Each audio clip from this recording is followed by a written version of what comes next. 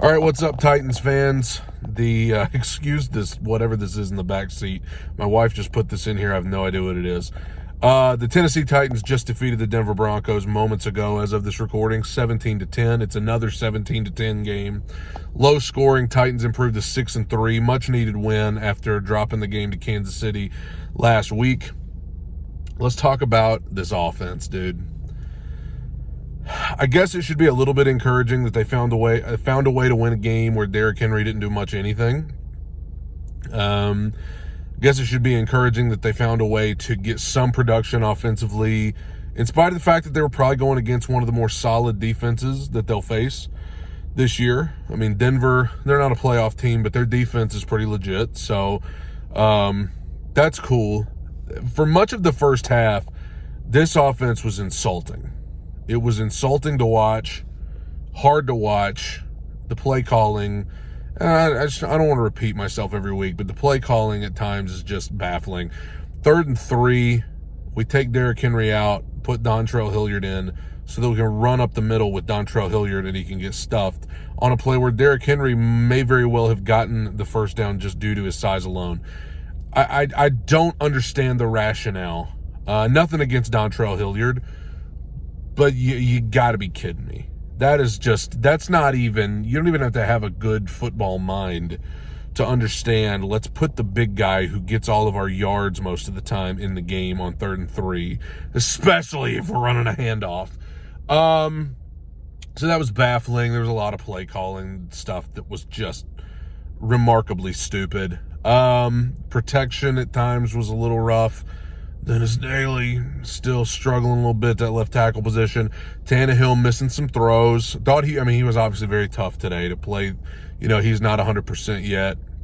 But he missed some throws, had some drops, had some wide receivers that, they were trying to throw the ball. They came out really trying to throw the ball and get this passing game going, and they couldn't because their wide receivers, as A.J. Brown said last Sunday night watching the Chiefs game, ain't nobody open. Wasn't nobody open a lot of times. Guys couldn't get separation.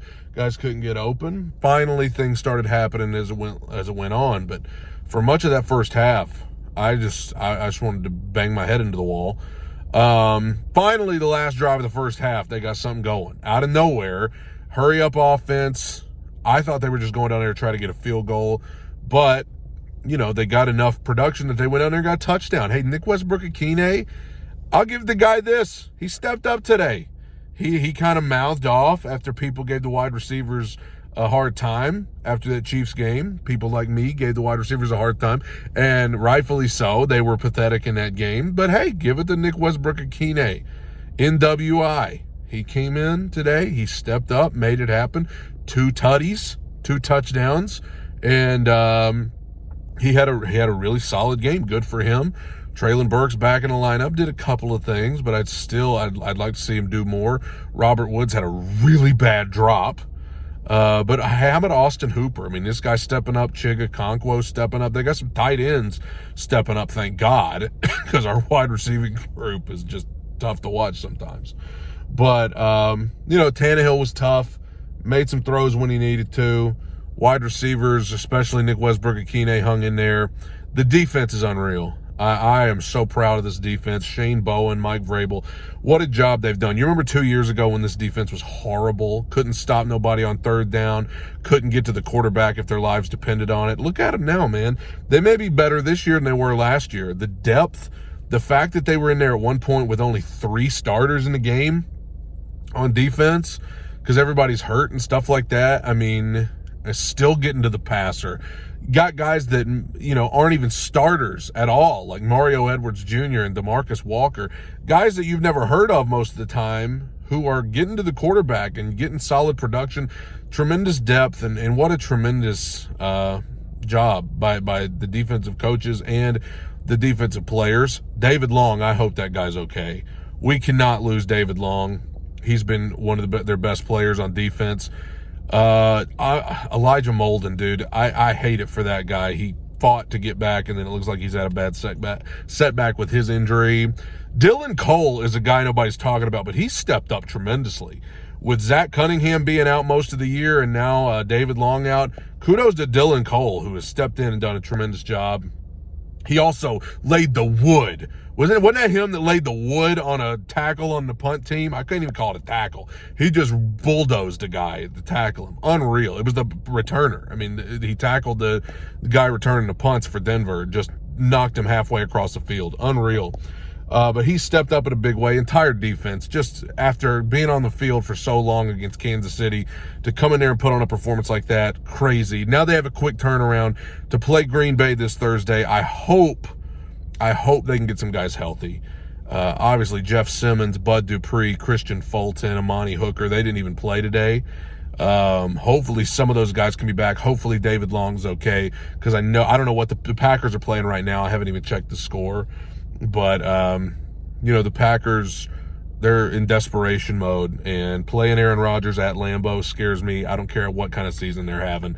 So, but this was a much-needed win. Get the taste of that Chiefs game out of our mouth. It was a heartbreaker.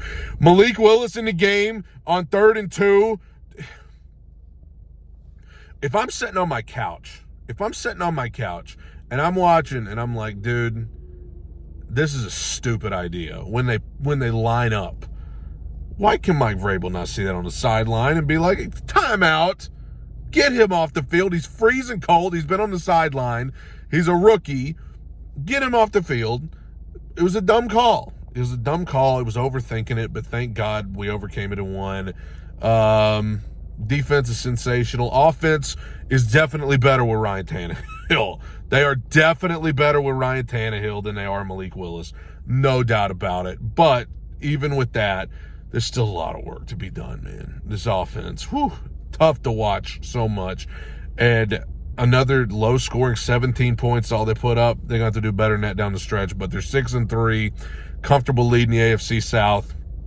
And, again, I think with this defense, they can hang in there with anybody.